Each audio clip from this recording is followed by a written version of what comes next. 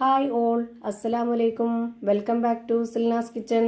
ഇന്നത്തെ റെസിപ്പി അടിപൊളി ടേസ്റ്റി ആയിട്ടുള്ള നല്ലൊരു വെറൈറ്റി പലഹാരത്തിന്റെ റെസിപ്പിയാണ്. കുട്ടികൾക്കും വലിയവർക്കും ഒരുപോലെ ഇഷ്ടാവുന്ന നല്ല ടേസ്റ്റി ആയിട്ടുള്ള ഒരു അടിപൊളി വെറൈറ്റി പലഹാരമാണ്. അപ്പോൾ ഇതെങ്ങനെയാണ് തയ്യാറാക്കുന്നതെന്ന് അറിയാനായിട്ട് വീഡിയോ സ്കിപ്പ് ചെയ്യാതെ മുഴുവനായിട്ടൊന്ന് കണ്ടു നോക്കണേ. റെസിപ്പിയിലോട്ട് കടക്കുന്നതിന് മുമ്പായി സിൽനാസ് കിച്ചൺ ചാനൽ ആദ്യമായിട്ട് കാണുന്നവരാണെങ്കിൽ പ്ലീസ് ഒന്ന് സബ്സ്ക്രൈബ് ചെയ്തേക്കണേ. ഒപ്പം തന്നെ ഈ വീഡിയോസ് നിങ്ങൾക്ക് ഇഷ്ടപ്പെടുകയാണെങ്കിൽ ഒരു ലൈക്ക് ചെയ്ത് ഷെയർ ചെയ്ത് സപ്പോർട്ട് ചെയ്യാനും മറക്കരുത്. ഇനി നമുക്ക് ഇതെങ്ങനെയാണ് തയ്യാറാക്കുന്നതെന്ന് നോക്കാം. ഇതിനായി ആദ്യം തന്നെ ഒരു മീഡിയം സൈസിലുള്ള കാബേജിന്റെ ഒരു 1/4 ഭാഗം എടുത്ത് ഇതുപോലെ കട്ട് ചെയ്തെടുത്തിട്ടുണ്ട്. ഓരോരുത്തർക്കും എത്രയാണോ പലഹാരം വേണ്ടത് അതിനനുസരിച്ച് കൂട്ടിയും കുറച്ചൊക്കെ എടുക്കാവുന്നതാണ്. ഞാനിവിടെ 250 ml കപ്പിന്റെ അളവിൽ 1.5 കപ്പ് കാബേജ് കട്ട് ചെയ്തതാണ് ഇതിലേക്ക് ഇട്ട് കൊടുത്തിട്ടുള്ളത്. ഇനി ഇതിലേക്ക് 2 കോഴിമുട്ട പൊട്ടിച്ചൊഴിച്ചു കൊടുക്കാം. ഇനി വേണ്ടത് സബോളയും പച്ചമുളകും ചെറുതായി കട്ട് ചെയ്തെടുത്തിട്ടുള്ളതാണ്. ഞാനിവിടെ ഒരു മീഡിയം സൈസിലുള്ള സബോള കട്ട് ചെയ്ത് ഇതിലേക്ക് ഇട്ട് കൊടുത്തിട്ടുണ്ട്. പിന്നെ ഒരു 3 ചെറിയ പച്ചമുളകും കട്ട് ചെയ്തിട്ട് കൊടുത്തു. വെളുത്തുള്ളി ഇഞ്ചി ഒന്നിച്ച് ചതച്ചതും ഇതുപോലൊരു സ്പൂണിൽ 1/4 ഭാഗത്തോളം എടുത്ത് ഇട്ട് കൊടുക്കുന്നുണ്ട്. ഇനി ഇതിലേക്ക് ഇട്ട് കൊടുക്കേണ്ടത് വറുത്ത റവയാണ്.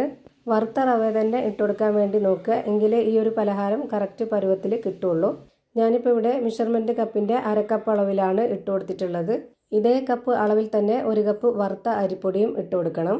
ഇനി ഇതിലേക്ക് മസാലപ്പൊടികളാണ് ഇട്ട് കൊടുക്കേണ്ടത്. ഞാനിവിടെ 1 സ്പൂൺ അളവിൽ ചിക്കൻ മസാലപ്പൊടി ഇട്ട് കൊടുത്തിട്ടുണ്ട്. നിർബന്ധമില്ല, ഉണ്ടെങ്കിൽ ഇട്ട് കൊടുക്കുക, എന്നാൽ കുറച്ചുകൂടി ഒരു ടേസ്റ്റ് കിട്ടും. ഇനി ഒരു 1/4 സ്പൂൺ അളവിൽ പെരിഞ്ജീരകപ്പൊടിയും ഗരം മസാലപ്പൊടിയും, 1 സ്പൂൺ അളവിൽ മുളക് പൊടിയും, 1/4 സ്പൂൺ അളവിൽ മഞ്ഞൾപ്പൊടിയും, ആവശ്യത്തിനുള്ള ഉപ്പും കൂടെ ഇട്ട് കൊടുത്തിട്ട് ഇതുപോലെ ആദ്യം നല്ല പോലെ ഒന്ന് മിക്സ് ചെയ്തിട്ടെടുക്കുക.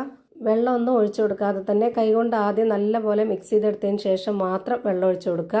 അതുപോലെ ഇതിൻ്റെ ഒരു കറക്റ്റ് പരുവം എന്ന് പറയുന്നത് ഒരുപാട് അങ്ങ് കുഴഞ്ഞു പോവുകയും ചെയ്യരുത്, നല്ലപോലെ ടൈറ്റ് ആവുകയും ചെയ്യരുത്.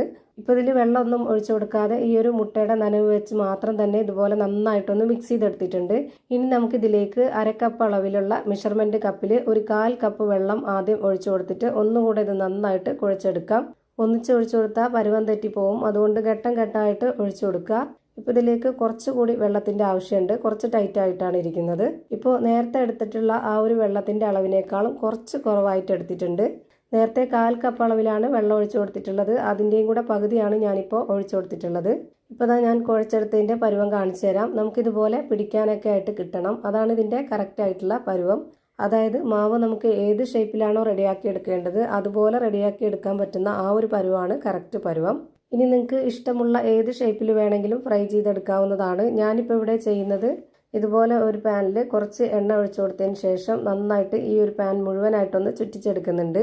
എന്നിട്ട് നന്നായിട്ട് എണ്ണ ചൂടായിട്ട് വരുന്ന സമയത്ത് ഒന്ന് ലോ ഫ്ലെയിമിൽ ഇട്ട് കൊടുത്തതിന് ശേഷം ഈ ഒരു മിക്സ് മുഴുവനായിട്ടും ഇതിലേക്ക് ഇട്ട് കൊടുത്തിട്ട് സ്പാച്ച് വെച്ചിട്ട് നന്നായിട്ടൊന്ന് പരത്തി കൊടുക്കാം. അതായത് ഈ ഒരു പാനിന്റെ കറക്റ്റ് ഷേപ്പിലാക്കി കൊടുക്കണം.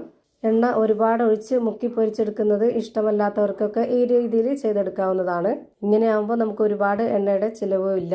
ഞാനിപ്പോൾ കുറച്ച് എണ്ണ ഒഴിച്ചു കൊടുത്തിട്ട് ഇതുപോലെ മാവ് മുഴുവനായിട്ടും ഈ ഒരു രീതിയിൽ ഷേപ്പാക്കി എടുത്തിട്ടുണ്ട്. ഇനി നമുക്കിത് ലോ ഫ്ലെയിമിൽ തന്നെ വെച്ചിരിക്കണം. എത്ര സമയമാണോ ഇത് വേവാനായിട്ട് എടുക്കുന്നത് അത്രയും സമയം വരെ ലോ ഫ്ലെയിമിൽ തന്നെ വെച്ച് കൊടുത്ത് വേവിച്ചെടുക്കുക. ഒരു 15 മിനിറ്റിന് ശേഷം ഞാനിപ്പോൾ ഇത് തുറന്നു നോക്കുന്നുണ്ട്. ഇതിൻ്റെ ഒരു സൈഡ് ഇപ്പോൾ വെന്ത് കിട്ടി. ഇനി നമുക്കിതൊന്ന് തിരിച്ചിട്ട് കൊടുക്കാം.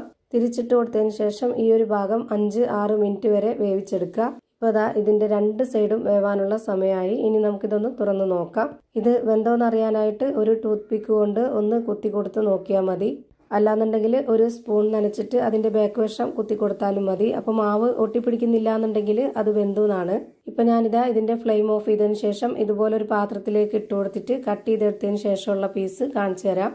ഇത് കാണുമ്പോൾ തന്നെ നിങ്ങൾക്ക് അറിയാൻ പറ്റും, പുറമേ നല്ല ക്രിസ്പിയും അകം നല്ല സോഫ്റ്റ് ആയിട്ടിരിക്കുന്ന ഒരു അടിപൊളി പലഹാരമാണ്. എന്തായാലും നിങ്ങൾക്ക് എല്ലാവർക്കും ഇഷ്ടാവും. ഒരു തവണയെങ്കിലും ഇതുപോലെ ഒന്ന് ട്രൈ ചെയ്ത് നോക്കുക. ഇതിൻ്റെ അകം എങ്ങനെയാണ് ഇരിക്കുന്നതെന്ന് അറിയാനായിട്ട് ഇതൊന്ന് പൊട്ടിച്ച് കാണിച്ചു തരാം. അപ്പോൾ ഇത്രയേ ഉള്ളൂ ഇന്നത്തെ വീഡിയോ ഇഷ്ടമായാൽ ലൈക്ക് ചെയ്യാനും കമൻറ്റ് ചെയ്യാനും ഷെയർ ചെയ്യാനും മറക്കരുത്. പുതിയൊരു വീഡിയോയുമായി വീണ്ടും വരും. Thank you for watching.